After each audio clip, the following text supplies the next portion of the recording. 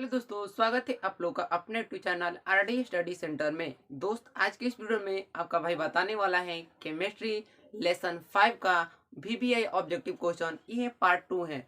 अगर आपसे एक रिक्वेस्ट है, अगर आप पार्ट 1 नहीं देखे हैं उसको देख ले। वो सब देख लेने के बाद मतलब सब एक आपका एक एक नंबर इम्पोर्टेंट है आपके एग्जाम के लिए, इसलिए उस वीडियो को भी देख लीजिए और इस वीडियो को भी हमारे साथ पूरा कर लीजिए। क्योंकि दोस्त, ये चैप्टर नंबर 5 का जितना हो सके उतना ऑब्जेक्टिव तैयार कीजिए ना। इससे ज्यादा मार्क्स का क्वेश्चन भी पूछता हूँ, ऑब्जेक्टिव एंड सब्जेक्टिव है। तो ठीक है, तो इसलिए हमारे साथ इस वीडियो को शुरू से अंत तक वॉच कीजिए। आप लोग को इस वीडियो में मैं गारंटी देता हूँ कि मतलब ज्यादा कुछ सिखाऊंगा। ठीक है, तो चलिए हम लोग पहला क्वेश्चन की ओर बढ़ते हैं। पहला में हमारा आपसे क्वेश्चन क्या दे रखा है बिहार बोर्ड ने। अमोनिया की अणु में, ध्यान सुनिएगा, क्वेश्चन बहुत ही इंटरेस्ट है। अमोनिया की अणु में नाइट्रोजन एवं अमोनिया के अणु में नाइट्रोजन एवं हाइड्रोजन परमाणु का अनुपात कितना होता है। फिर से, हाइड्रोजन एवं अमोनिया के अणु में हाइड्रोजन एवं नाइट्रोजन परमाणु का अनुपात होता है। पहला में दिया है 2:1, दूसरा में दिया है 1:2, तीसरा में दिया है दोस्त 1:3 और डी नंबर में दे रखा है 3:1, है ना। जब भी ऐसा क्वेश्चन पूछेगा, ध्यान सुनिएगा, जब भी ऐसा आप लोग क्वेश्चन अनुपात में पूछ दिया तो सबसे पहले आप लोग को ये डिसाइड करना होगा कि उस जो दिया रहेगा उसका फॉर्मूला क्या होता है ना। तो यहाँ पर देखिए अमोनिया दिया रहेगा तो अमोनिया का फॉर्मूला पर हम लोग डिनोट करेंगे, बनाएंगे। जल का दिया रहेगा तो जल के, लेकिन अमोनिया का फार्मूला होता है NH3। तो ध्यान सुनिएगा, अमोनिया का फार्मूला होता है NH3। ओके, हमने लिख दिया NH3। ध्यान से सुनिएगा, अगर आप 9th क्लास में पढ़ोगे परमाणुकता, परमाणुकता क्या होता है दोस्त, जो नीचे लिखा रहता है ना, जैसे इसमें ध्यान से ऑब्जर्व करिएगा तो नाइट्रोजन एक है ना, नाइट्रोजन एक है, लेकिन यहाँ पर जो हाइड्रोजन है वो 3 है। आप बोलिएगा कैसे, क्योंकि देखिए यहाँ पर तो नाइट्रोजन एक छिपा रहता है ना, कोई भी संख्या लिखा रहता है तो एक मतलब छिपा रहता है। तो N1 है और H3 है, मतलब जो नीचे लिखा रहता है अणु के रूप में, वही तो है उसका अनुपात, वही तो है उसका अनुपात। तो अगर आप ध्यान से देखेंगे तो नाइट्रोजन एक है और हाइड्रोजन 3 है। हमसे क्वेश्चन में क्या पूछ रखा है, सबसे पहले नाइट्रोजन। देखिएगा क्वेश्चन बिहार बोर्ड मतलब कभी क्वेश्चन को भी पलट देता है, तो मैं आप लोग को बारीकी से समझाने की कोशिश करता हूँ। सबसे पहले जिस तत्व का पूछेगा उसी तत्व का आपको उसका अणु के रूप में जितना भी तत्व रहेगा उस लिखना है। मतलब दोस्त, यहाँ से नाइट्रोजन पूछा है, सबसे पहले हम इसमें नाइट्रोजन के देखेंगे, है ना। तो नाइट्रोजन कितना है, एक है ना। और देखिए एक देखेंगे, एक इसमें है और इसमें है। अब दोनों को में देखेंगे, इस दोनों में कौन होगा। अब नाइट्रोजन के बाद क्या पूछा है, हाइड्रोजन। हाइड्रोजन कितना है, 3 है। तो अच्छा, ये मिल गया 3, है ना। देखिए अमोनिया के अणु में हाइड्रोजन एवं नाइट्रोजन एवं हाइड्रोजन का अनुपात 1:3 है। यही क्वेश्चन हम लोग को चेंज कर देगा कि हाइड्रोजन एवं नाइट्रोजन का अनुपात कितना होता है। हम दो का जो आंसर है वो 3:1 होता है। ध्यान सुनेगा ना, यही हमसे पूछता कि हाइड्रोजन एवं नाइट्रोजन के, तो सबसे पहले हम हाइड्रोजन को लिखते फिर बाद में नाइट्रोजन को लिखते। मतलब जैसे पूछेगा वैसे ही उसका उत्तर देना है। ठीक है, इतना तो क्लियर होगा। चलिए 2 नंबर क्वेश्चन, एस ब्लॉक के तत्व कहलाते हैं। मतलब दोस्त जो बताना है, एस ब्लॉक पढ़े होंगे ना, 4 ब्लॉक, मतलब ज्यादा कुछ इसमें सीखने को नहीं मिलेगा। आप 12th क्लास में पढ़े होंगे, पढ़ने को मिलेगा आप लोगों को। एक मतलब पी ब्लॉक में अलग पढ़े ने, डी ब्लॉक में अलग, एस ब्लॉक का एक अलग चैप्टर है, उसमें आप लोगों को ज्यादा कुछ सीखने को मिलेगा। लेकिन यहाँ पर दिखाया गया कि ब्लॉक 4 होता है। तो एक इस ब्लॉक के तत्व कहाँ कहाँ से होते हैं। वर्ग 1 एवं 2 के तत्व कहते हैं, वर्ग 3 एवं 4 के, वर्ग 13 एवं 18 के, और डी में दे नॉन ऑफ दीज, मतलब इनमें से कोई नहीं।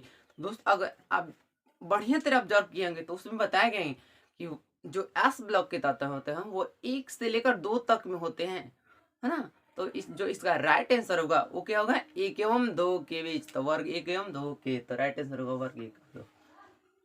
सिंपल तो है। और एक बात, अगर आप चैनल पर नए हैं तो चैनल को जल्दी से सब्सक्राइब करिए एंड बेल आइकन घंटी को भी दबा दे, क्योंकि मैं वीडियो अपलोड करूंगा तो नोटिफिकेशन आपके पास चला जाएगा। और वीडियो अच्छी लगी तो लाइक कीजिए, चैनल को और कमेंट भी कर दीजिएगा, ठीक है। चलिए 3 नंबर, किसी वर्ग में, ध्यान सुनिएगा, किसी वर्ग में ऊपर से नीचे आने पर, मैं गारंटी देता हूँ 2 पार्ट हुआ ना, इससे आप लोग को ज्यादा एग्जाम में नहीं पूछेगा इस चैप्टर से। किसी वर्ग में ऊपर से नीचे आने पर, मान लीजिए कोई आप पीरियोडिक टेबल ले लीजिए और ऊपर से नीचे आइएगा, ऊपर से नीचे आने तत्व का धात्विक गुण, तत्व का धात्विक गुण हमें बताना है, बढ़ता है घटता है ऐसे करके।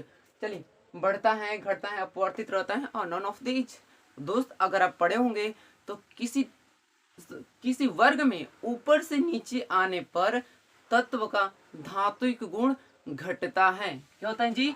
घटता है। तो जो उनका राइट आंसर होगा सर, वर्ग में नीचे आने पर तत्व धात्विक गुण पूछा है ना, बढ़ता है, तत्व का धात्विक गुण बढ़ता है, तो जो इसका राइट आंसर होगा बढ़ता है, ठीक है। चलिए, धात्विक गुण पूछेगा तो बढ़ता है। फिर यह क्वेश्चन 4 नंबर में दे रखा है, आवर्त सारणी के किसी वर्ग में ऊपर से नीचे आने पर तत्व का विद्युत धनात्मक गुण, देखिए फिर से एक बार, कि आवर्त सारणी के किसी वर्ग में ऊपर से नीचे आने पर तत्व की विद्युत ऋणात्मकता, विद्युत ऋणात्मकता मतलब समझता हूँ जो किसी इलेक्ट्रॉन को मतलब लेता है, जो जब किसी इलेक्ट्रॉन से कोई दूसरा इलेक्ट्रॉन प्रवाहित होता है तो वो होता है विद्युत ऋणात्मक। मतलब जो जब सोडियम और क्लोरीन के बीच अभिक्रिया मतलब क्या कहते हैं उसको सहसंबंधन कराएंगे तो क्या कहते हैं कि क्लोरीन है वो अपनी ओर आकर्षित करता है ना, क्योंकि वो क्या अष्टक अपना पूर्ण होना चाहता है। मतलब क्या हुआ, जो लेता है वो माइनस और जो देता है वो प्लस, इसलिए सोडियम पर प्लस पाए जाते हैं और क्लोरीन पर माइनस, ठीक है। तो यहाँ हमसे पूछा है विद्युत ऋणात्मक क्या होता है, घटता है, बढ़ता है, अपवर्तित होता है और नॉन ऑफ दिस। आज से आप लोग को लाइफ में याद रखिएगा, किसी वर्ग में ऊपर से नीचे आने पर तत्व का विद्युत ऋणात्मक गुण क्या होता है, तो घटता है। क्या होता है, घटता है। लेकिन यही क्वेश्चन पूछता है कि धात्विक गुण बढ़ता है, विद्युत ऋणात्मक गुण घटता है। अब इन दोनों को याद रखिएगा, धात्विक गुण बढ़ता है, विद्युत ऋणात्मक गुण घटता है। चलिए इतना तो याद हो गया, कंफर्म। 12 को बताना है कितना कितना सही होगा। 5 नंबर, अष्टक नियम के प्रतिपादक थे ना। इस पाठ में बताया गया अष्टक नियम मैंने किसने प्रतिपादित किया, मतलब किसने आविष्कार किया, डाल्टन, मेडलिफ, न्यूलैंड्स और डोब्रेनर। फिर से डाल्टन, मेडलिफ, न्यूलैंड्स, डोब्रेनर। तो दोस्त जो अष्टक नियम के प्रतिपादक थे वो थे कौन, तो न्यूलैंड्स थे। तो जो इसका राइट आंसर होगा वो न्यूलैंड्स होगा, न्यूलैंड्स, ठीक है। चलिए 6 नंबर में बोला है, 6 नंबर में क्या बोला, त्रिएक नियम के प्रतिपादक थे। मतलब त्रिएक नियम के प्रतिपादक कौन थे। चलिए पहला ऑप्शन में डोब्रेनर, मेडलिफ, डाल्टन और इनमें से कोई नहीं। डोब्रेनर, मेडलिफ, डाल्टन और इनमें से कोई नहीं। दो, अगर आप अच्छा से ऑब्जर्व किएंगे, इस पार्ट को अच्छे से रीड किए होंगे या कोई दूसरा टीचर आपको पढ़ाया होगा तो बताया होगा कि त्रिएक नियम के जो प्रतिपादक थे वो थे डोब्रेनर, और अष्टक नियम के न्यूलैंड्स, त्रिएक नियम के डोब्रेनर। इतना तो सब याद होगा, ठीक है। चलिए अब नेक्स्ट क्वेश्चन, वर्ग 13 की तत्व की संयोजकता होती है। अरे दैया ये कैसा क्वेश्चन पूछ दिया, वर्ग 13 की तत्व की संयोजकता होती है। तो वर्ग 13 की तत्व की संयोजकता मैं ऐसा ही बता सकता हूँ कि कितना होता है। पहला में दिया है 3, बी में 4, सी में 5 और डी में 6। तो दोस्त जब भी ऐसा आप लोगों को क्वेश्चन पूछेगा, वर्ग 13 के तत्व की संयोजकता होती है, वर्ग 14 के तत्वों की संयोजकता होती है, वर्ग 15 के, वर्ग 16 के, वर्ग 17, वर्ग 18, कुछ नहीं करना है। मैंने बताया था एक वीडियो है ना, उस वीडियो में 6 मिनट का वीडियो, उसमें देख लीजिएगा। मैं तत्वों को संयोजकता निकालने एंड इलेक्ट्रॉनिक विनाश करने का भी तरीका बताया हूँ। मतलब उसमें बताया गया वर्ग 13 को जब करेगा तो 13 किसका होता है, एल्युमिनियम का होता है, एल्युमिनियम होता है ना।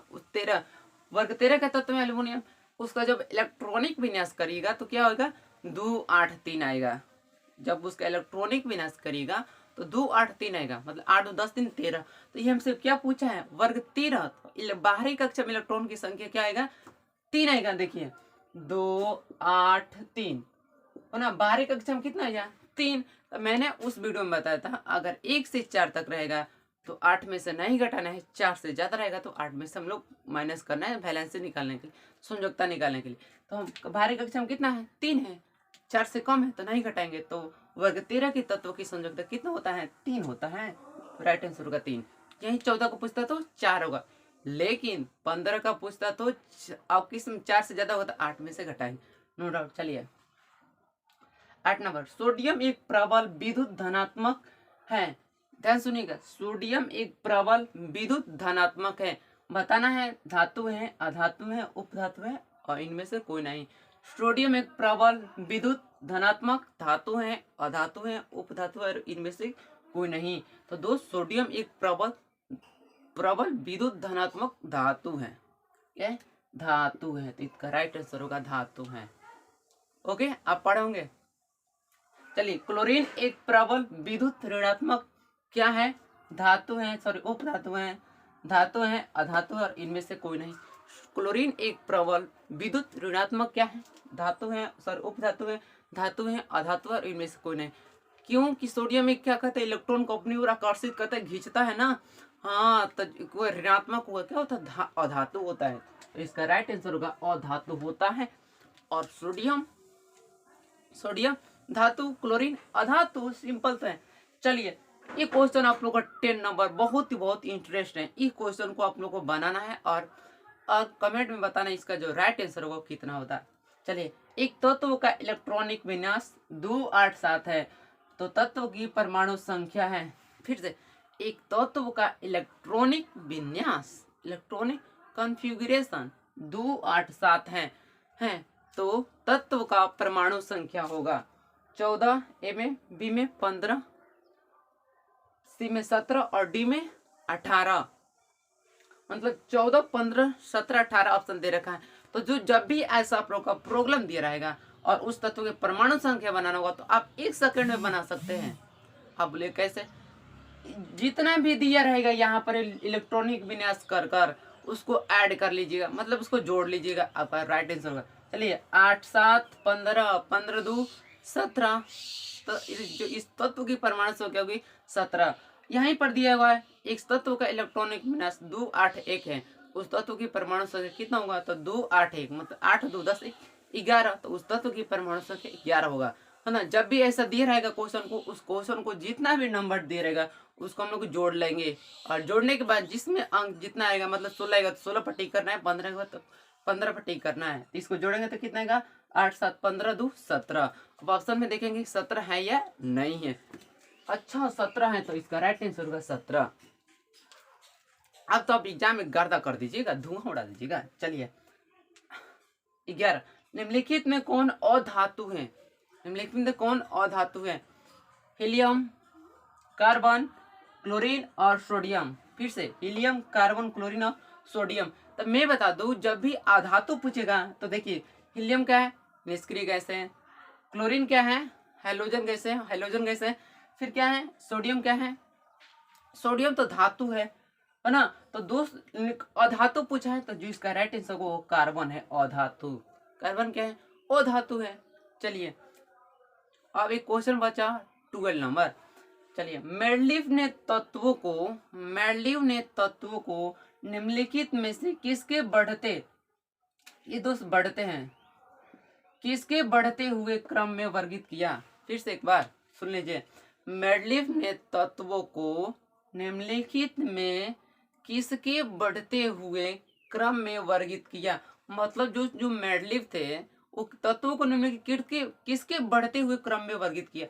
परमाणु संख्या, परमाणु द्रव्यमान, परमाणु घनत्व और नॉन ऑफ दीज। तो दोस्त, अगर ये क्वेश्चन जानना चाहते हो तो इसका जो राइट आंसर होगा वो होगा परमाणु द्रव्यमान के बढ़ते हुए क्रम में वर्गित किया। ठीक है, तो ये रहा आप लोग का 12 क्वेश्चन जो वीवीआई ऑब्जेक्टिव था, जो बिहार बोर्ड द्वारा पूछने वाला है। इसलिए इस वीडियो को मतलब जितना हो सके उतना बार देखिए।